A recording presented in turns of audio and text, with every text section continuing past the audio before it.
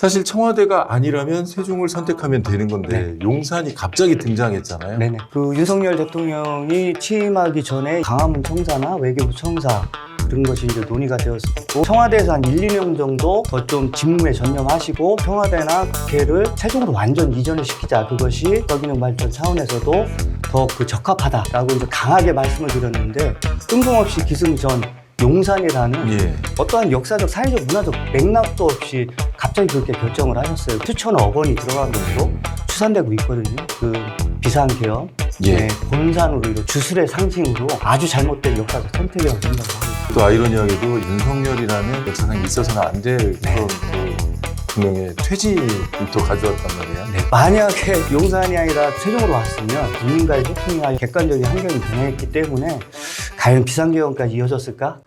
네, 여러분 안녕하십니까. 대전과 세종을 기반으로 하는 뉴스앤톡이 만드는 지배한 토크쇼 시작합니다. 네, 대선이 다가오면서 다시 행정수도 이슈가 재점화되고 있습니다. 이미 확정된 대통령 집무실, 또 국회 세종의사당도 다시 도마 위에 올랐는데요. 한편으로는 또 이런 생각도 해봅니다. 아, 선거 때가 됐구나. 이 얘기가 나오는 걸 보니 그만큼 충청권 표심을 겨냥한 단골 소재였다는 거죠. 자, 오늘은 행정수도 완성 시민연대 공동대표를 맡고 계신 김수현 대표와 함께 얘기를 나눠보겠습니다. 김수현 대표님 안녕하세요. 안녕하십니까. 네. 사실 김수현 대표께서는 그동안 세종시 정상화를 위해서 굉장히 많이 최일선에서 노력을 해오셨죠? 네, 감사합니다. 네. 네, 사실 그동안의 이런 노력들이 이제는 빛을 발하고 세종시가 만개를 해야 되는데 뭔가 계속 끝맺음이 지금 되지 않고 있습니다. 좀 안타깝고요. 다시 또 머리띠를 두르시는 일이 또 생겼네요. 네, 그런 것 같습니다. 아주 중요한 시기입니다. 예. 자, 이 문제는 사실 비단 세종시만의 문제가 아니라 국가 균형 발전을 상징하는 그런 문제이기 때문에 더 중요한 것 같습니다. 자, 먼저 행정수도 시민연대를 지금 이끌고 계신데요. 행정수도 시민연대 소개 좀 해주시죠. 우선 세종시가 2012년 7월에 이제 출범을 했고, 세종시의 첫 시민단체로 제가 세종참여연대 사무처장으로 일을 했습니다. 그래서 세종참여연대에서 뭐 세종시 정상 추진, 행정수도 완성과 관련된 그 일들을 전담을 했고요. 2017년 그 조기 대선을 앞두고 사실상 행정수도를 좀 공론화해야 되겠다는 그런 상황에서 세종시 진보보건고소를 총망라한 한 200여 개 단체가 참여하는 행정수도 완성 세종시민 대책위를 만들었고, 사실 행정수도 완성 시민연대는 그 대책위의 정신을 계승을 하고 있고요. 지금은 약 한 200명 정도의 회원들이 행정수도 완성 공론화를 위해서 함께 활동하고 있습니다. 네, 시민연대니까 다른 여러 가지 단체가 같이 뜻을 함께 하고 있는 거죠? 네, 그렇게 보시면 되겠습니다. 네. 자, 행정수도 문제 뭐 굳이 2004년 관습원법으로 돌아가진 않겠습니다. 다만 지금은 행정수도라고 부를 수 없는 그런 반쪽짜리잖아요. 맞습니다. 예, 정부 청사만 내려와 있기 때문에 선거 때마다 이런 얘기들 나오고 있는데요. 결국에는 행정수도 앞서 대통령 집무실, 국회 세종의사당 얘기가 계속 나오는 게 이게 결국 비효율이잖아요. 비효율. 그리고 그렇기 때문에 와야 된다는 당위성인데 좀 어쨌든 식상한 문제 얘기를 합니다. 네, 맞습니다. 얼마나 비효율이 심하고 당위성 간략하게 얘기 한번 해주실까요? 기본적으로 이제 세종시는 행정수도로 기획이 되었는데 2004년도 의원 판결을 받으면서 이제 행정중심 복합도시로 축소되어서 추진되고 있는데, 사실상 이 반쪽 도시로는 원래의 건설 취지였던 뭐 이제 수도권 가밀 해소나 국가균형 발전을 선도하기에는 본질적인 한계가 워낙 지금도 많이 드러나고 있습니다. 그러니까 그런 문제뿐만이 아니라 또 중요하게는 그 서울과 세종의 정치 행정이 이원화됨으로 인해서 이제 두 집 살림을 하고 있는 거잖아요. 그렇죠. 그로 인해서 뭐 흔히 얘기하면 길국장, 길과장이라는 그 피해들이 생길 만큼 우리 공무원들의 다수가 길거리에서 시간을 낭비하고 있고, 그 비용만 하더라도 뭐 김정밀 의원실에서는 1년간의 사회적 비용이 약 5조 원, 뭐 그 정도까지 추산할 정도로 이 행정의 비효율성이나 그 사회적 비용 그 낭비가 심각한 문제로 처리되고 있습니다. 네. 자, 대선을 앞두고 지금 현재 여야 대선 후보를 고르기 위한 경선이 시작이 됐습니다. 일단 모두 뭐 행정수도 건립과 대통령 집무실, 국회 세종의사당 세종에 둬야 된다. 여기에는 이견이 없어 보여요. 좀 약간 그 미세한 차이는 있지만. 자, 먼저 주요 후보 진영 가운데 이런 관련 입장은 제가 지금 말씀드린 대로 네, 뭐 네. 원론적으로는 다 동의하시는 거죠? 네, 그 출정권 표를 의식해서라도 다 동의는 하고 계신 것 같습니다. 예. 그런데요, 이제 이 문제가 왜 나왔느냐? 결국에는 용산으로서는 안 된다. 네. 사실 용산이 이게 왜 등장을 했습니까? 이게 너무 뜬금없어요. 네. 예, 뭐 맞습니다. 이게 태어나서는 안 될 상황. 사실 청와대가 아니라면 세종을 선택하면 되는 건데 용산이 갑자기 등장했잖아요. 네네. 이게 그 어떻게 부분을 됐죠? 좀 말씀을 드리면 그 윤석열 대통령이 취임하기 전에 인수위에서 대통령실 이전과 관련한 논의가 그때부터 이제 있었습니다. 그래서 아마도 뭐 강화문 청사나 외교부 청사 그런 것이 이제 논의가 되었었고 저희도 행정수도 시민연대가 강하게 주장했던 부분이 사실상 그때 뭐 윤석열 대통령이 그 뭐 탈권위주의 국민과의 소통을 이유로 이전을 명분을 삼았었는데 네. 그러하다면 뭐 대통령 그 집무실이나 국회 세종이사당이 세종으로 오는 것은 거의 뭐 그 현실화되었기 때문에 청와대에서 한 1, 2년 정도 더 좀 직무에 전념하시고 준비를 하고 그참에 아예 그냥 청와대나 국회를 세종으로 완전 이전을 시키자. 그것이 국가의 그 효율성 제고나 국가균형 발전 차원에서도 더 그 적합하다라고 이제 강하게 말씀을 드렸는데 뜬금없이 기승전 용산이라는 예. 어떠한 역사적, 사회적, 문화적 맥락도 없이 갑자기 그렇게 결정을 하셨어요. 그러면서 제가 알기로는 이전 비용을 약 한 408, 90억 정도로 추산을 했는데 뭐 국방부나 그 합참이 연쇄 이전하고 뭐 간접 비용까지 들어가면서 제가 알기로는 수천억 원이 들어간 것으로 추산되고 있거든요. 그러면서 더 중요한 것은 사실상 지금 비상계엄 본산으로 이렇게 좀 비판적 평가를 받고 있고 더 중요하게는 주술의 상징으로 부정적 평가까지 받고 있기 때문에 아주 잘못된 역사적 선택이라고 생각을 하고 있습니다. 근데 또 아이러니하게도 이런 문제가 생겼으니까 윤석열이라는 어떻게 보면 참 역사상에 있어서는 안 될 그런 또 대통령의 퇴진을 또 가져왔단 말이에요. 네, 글쎄 말입니다. 네. 그래서 만약에 용산이 아니라 저희 세종으로 왔으면 사실상 국민과의 소통이나 여러 가지 그 객관적인 환경이 변했기 때문에 과연 비상계엄까지 이어졌을까? 그 부분에 대해서는 많은 고민이 되고 있습니다. 그러니까 결과적으로는 잘못된 것을 바로잡는 게 지금 시작이 된 거잖아요. 네, 그렇습니다. 예. 자, 현재 시점에서 그럼 정리를 한번 해보겠습니다. 이미 세종에는 대통령 집무실과 국회 세종의사당이 오는 건 확정이 됐죠. 그렇습니다. 예. 그런데 설계 공모까지는 안 된 건가요? 네네네. 어떤 상태인가요? 좀 더 구체적으로 말씀을 드리면 대통령 집무실, 세종 집무실 같은 경우는 올 상반기에 국제 설계 공모를 완료할 계획이었는데요. 제가 확인한 바로는 사실상 조기 대선에 비상계엄과 조기 대선이라는 그 정치 일정이 갑자기 이렇게 배치되게 되면서 이 주무 관청이 행복도시 건설청입니다. 행복청입니다. 그래서 행복청에서는 차기 대통령이 집권을 하시면 차기 대통령에게 보고를 한 이후에 다시 설계 공모를 하는 것으로 잠정적으로 연기되어 있는 것으로 저는 알고 있고요. 국회 세종의사당 관련해서는 우원식 의장께서도 이제 강조하셨지만 우원식 의장의 임기가 2026년 6월까지입니다. 그때까지 이제 완료하는 것으로 좀 지침을 내주셨는데 아마도 이러한 조기 대선이란 급격한 정치 일정 때문에 조금 유동적일 수도 있겠다.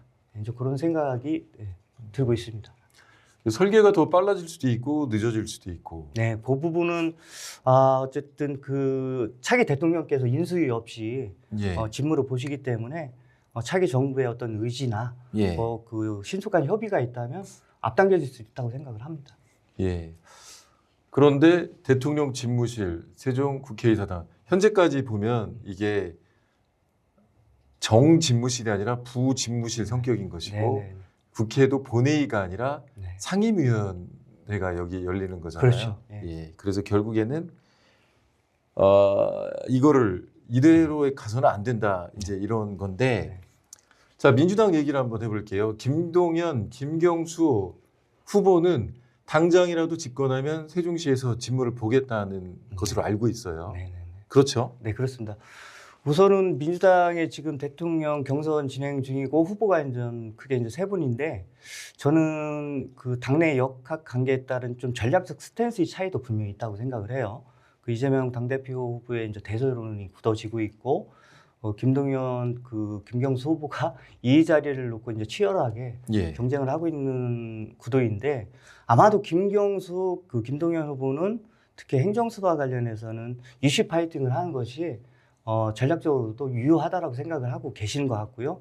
특히나 김경수 후보께서는 또 문재인 대통령, 노무현 대통령의 이제 적자라고 그렇죠. 이렇게 생각을 하시면서 우리 세종시에서 출마 선언까지 예. 하셨습니다. 그런 상징성도 있는데 아마도 두 분께서는 뭐 행정수 완성과 관련해서는 공통적으로 말씀을 하시면서 대통령 되시자마자 직무를 이제 세종에서 시작하겠다라고 이렇게 이제 말씀을 하시는데 현실적으로 그 부분 관련해서는 당장의 직무가 가능한 여건인지 법안이나 경우의 문제 등을 좀 면밀하게 검토할 필요는 있다고 생각을 합니다. 예.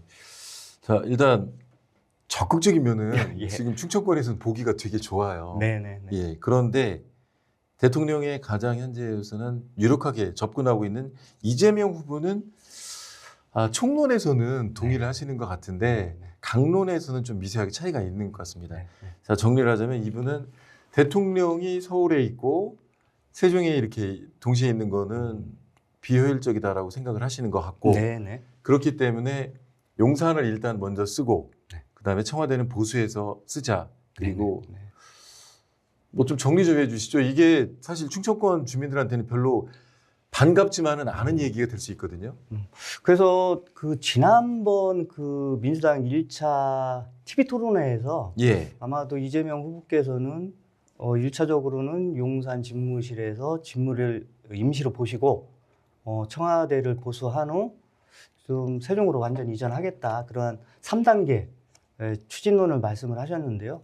그것이 뭐 당장에 제가 판단하기에는 좀 전략적인 말씀도 있다는 생각이 들어요. 예전에 예. 문재인 후보께서도 이 행정수와 관련해서 특히 충청권 현안과 관련해서는 사회적 합의를 강조를 하셨고 예. 그 이유 중에 하나는 사실상 1위 후보로서 충청권 표심뿐만 아니라 수도권 표심도 고려할 수밖에 없는 그러한 좀 전략적인 그러한 좀 고민이 있을 수밖에 없는 것 같고요. 제가 판단하기에는 지금은 경선 후보로서 제시하는 그 공약과 본선 후보로서 제시하는 공약은 그 밀도가 다를 것이다. 저는 분명 그렇게 생각을 합니다. 그래서 예. 차후에도 말씀을 드리겠지만 개헌 문제나 특별법 문제 등 좀 구체적인 공약을 갖고 우리 충청도민들한테 평가를 받으려고 좀 하실 것으로 예상을 합니다. 그러니까 지금 대선 후보로서의 대선 후보가 아니죠. 경선 후보로서의 네. 공약과 대선 후보로서의 공약은 또 다를 수 있다. 네, 전 그렇게 생각을 합니다. 예, 다행인 것은 이쪽 지금 공보단이라든가 참모진에 네. 충청권 의원들이 많이 포진이 됐더라고요. 마침 또 전략 총괄 본부장으로 캠프를 총괄하는 지위에 강문식 국회의원 그리고 공보단장으로 노무현 정부, 문재인 정부에서 일했던 우리 박수현 의원께서 포진하고 계시기 때문에 저희 충청권 목소리를 있는 그대로 반영할 수 있는 환경은 조성되었다라고 생각을 합니다. 네, 아까 3단계 이전론을 얘기해 주셨는데 결국에는 본인 임기 내 국회 세종의사당과 대통령 집무실은 완료를 하겠다는 건 또 얘기를 분명 하신 것 같아요. 네. 그렇습니다. 알겠습니다. 그러면 충청권 여러분 지금 너무 그렇게 일희일비하실 건 아니다. 네. 전략적으로 판단을 하는 게 좋겠다. 어쨌든 국힘 후보까지 정해지면 아마도 민주당과 국힘의 양자 구도로 갈 가능성이 높기 때문에 좀 본선 후보들의 공약을 면밀히 한번 지켜봐야 될 것 같습니다. 예, 알겠습니다. 자, 하지만 그럼에도 불구하고 결국 이 행정수도 문제를 완전하게 해결하기 위해서는 보통 두 가지 방법을 얘기합니다. 아예 알기 쉽게 2004년에 시도했던 것처럼 대한민국의 수도는 세종으로 한다. 행정수도를 정하는 방법. 그리고 또 하나는 뭐죠? 헌법에 수도를 명기를 하는 거죠. 그 법률로 정한다는 건가요? 우선은 크게 이제 두 가지 방법이 있는데요. 그 헌법에 정하는 방법은 또 두 가지로 나뉩니다. 지금 이제 말씀하신 것처럼 행정수도는 세종시로 한다. 그렇게 명문화해서 불가역적인 방법으로 하는 방법이 있고요. 또 하나는 문재인 정부에서 2017년에 그 헌법을 발의를 했었습니다. 그것이 예. 부결되었지만 그때는 대한민국의 수도는 법률로 정한다라고 되어 있습니다. 그 네. 이유는 사실상 타 시도의 같은 경우도 뭐 이제 그 여러 가지 다른 그 정체성을 가진 수도로도 그렇죠. 본인들도 좀 그 추구하고 계시거든요. 그래서 타 시도까지 포괄하는 그러한 전략의 일환으로 법률 위임주의 그렇게 했었는데요. 제가 봤을 때는 법률 위임주의보다는 세종시 입장에서는 행정수도를 명문화하는 것이 타 다음에도 헌법 논란이 제기되지 않은 만큼 좀 그 불가역적인 방법으로 최선의 방법이라고 저는 생각을 하고요. 헌법과 관련해서 크게 두 가지 방법이고 또 하나는 예. 지금 저 강준현 의원이나 복귀양 의원이 아마도 이재명 대표한테 보고를 해서 제안한 것으로 알고 있고 이재명 후보께서도 좀 그 방안에 대해서 적극적으로 검토할 것을 지시한 사항은 그 행정수도 특별법을 재추진하는 방안입니다. 그래서 노무현 대통령, 노무현 정부에서 신행정수도 특별법이 2003년 12월에 통과되었다가 2004년 10월 22일 날 위헌 판결로 그렇죠. 인해서 무산되었지 않습니까? 예. 근데 이제 지금은 그 특별법을 거의 비슷한 내용으로 다시 한번 재추진을 하고 또 중요하게는 받아보자. 그런 겁니다. 이제 뭐 국힘 또는 뭐 타 정파에서 위헌 소송을 제기했을 경우 헌법재판소에서 다시 가서 이것이 위헌인지 아닌지를 한번 재판단해보자 이제 그런 취지이고 그런 이유는 사실상 세종시가 이제 행정수도라는 그 부분과 관련해서는 여론조사를 해보면 한 6대4 정도로 동의를 많이 해주시거든요. 예. 그리고 헌법재판소 같은 경우는 이러한 사회적 여론을 반영을 할 수가 수밖에 없죠. 없고요. 그래서 좀 합헌으로 갈 가능성이 있다라는 부분까지 감안을 해서 특별법 추진을 고민하고 있는 것 같습니다. 예. 자, 지금도 뭐 가끔 헌법학자들 나와서 인터뷰를 네. 하는 거 보면 시대적 환경이 많이 달라졌고 그래서 다시 한번 위헌 심판을 받아볼 필요성이 있다. 그러면 네. 이번에는 합헌. 합헌 예. 가능성이 높다 이렇게 얘기를 하더라고요. 네네, 그래서 좀 많이들 그렇게 말씀을 하고 계십니다. 예. 사실 헌법의 수도를 어디로 정한다 이렇게 규정하는 나라가 많지는 않죠. 뭐 제가 알기로도 한 두세 곳 정도 예. 그 정도로 알고 있습니다. 예. 예. 사실 21년 전 관습헌법 예. 관습헌법이 우리나라 성분헌법에서 맞습니다. 예, 지금도 대표적으로 헌법재판소에 대해서 비판적 입장을 취할 때는 그 얘기를 하고 맞습니다. 있더라고요. 맞습니다. 예. 그래서 뭐 다들 기억을 하시겠지만 그게 뭐 위헌 심판을 받을 수는 있겠지만 사실상 우리나라가 성문법이 기본법인 나라에서 관습헌법이라는 불문법을 갑자기 소급 적용을 해서 위헌 판결을 내렸을 때는 소위 뭐 법을 배운 분들도 그렇고 일반 국민들까지도 그 의아했던 그런 충격적인 판결이었던 생각이 납니다. 예, 참 불문헌법 자체를 잘 몰랐던 국민들도 많았을 것 같아요. 공부 많이 하셨죠. 예. 자, 이제 행정수도 개헌을 위한 원포인트는 사실은 어렵잖아요. 예. 결국 지금 우리 정치 사회를 가장 불안하게 만든 게 권력구조 개편, 대통령의 그런 어떤 뭐 연임제라든가 이런 것들인데 뭐 지금 여기에서는 현 시점에서는 개헌이 계속 논의가 되고 있으니까 여기에 행정수도를 묶어서 같이 포함시키는 게 가장 현실적이죠. 저는 그게 아주 절박하고 효과적인 전략이라는 생각이 들고요. 기본적으로 윤석열 그 시가 이런 비상계엄을 일으키고 또 민주주의를 후퇴시키고 결국은 파면당하고 뭐 감옥 갈 게 분명하지 않습니까? 저는 이러한 일이 다시는 좀 발생하지 않도록 헌법 개정은 필요하다는 것은 뭐 전 국민 대부분이 이제 동의해 주실 것 같고요. 저는 기본적으로 모든 것을 다 포괄적으로 개정을 하기보다는 우선 가장 큰 현안부터 좀 합의 가능한 것부터 이렇게 좀 그 개정을 했으면 좋겠고 기본적으로 권력구조 개편이나 뭐 국민의 기본권 강화 그리고 또 행정수 이 문제도 한 20여 년 동안 계속 논쟁이 되면서 뭐 국론 분열이나 경쟁력, 국가 경쟁력이 또 소모되는 그런 측면이 있었습니다. 그러하다면 좀 시급한 이런 현안부터 좀 먼저 이렇게 개정을 하는 방향으로 갔으면 좋겠고 아마도 본선에서 각 대통령 후보들께서 개헌 문제를 언급을 하실 것 같습니다. 그러하다면 이재명 후보께서도 내년 지방선거에 그 개헌과 관련한 국민 투표를 동시에 이제 실시를 하자 예. 그런 말씀을 언급을 하셨거든요. 예. 그러면 구체적인 개헌 노드맵까지 나온다면 거기에 우리 행정수도 개헌도 얹혀서 좀 이렇게 가게 되면 예. 사실상 청와대나 국회 완전 이전까지도 멀진 않았구나. 좀 그렇게 또 낙관적으로 이렇게 예. 분석을 합니다.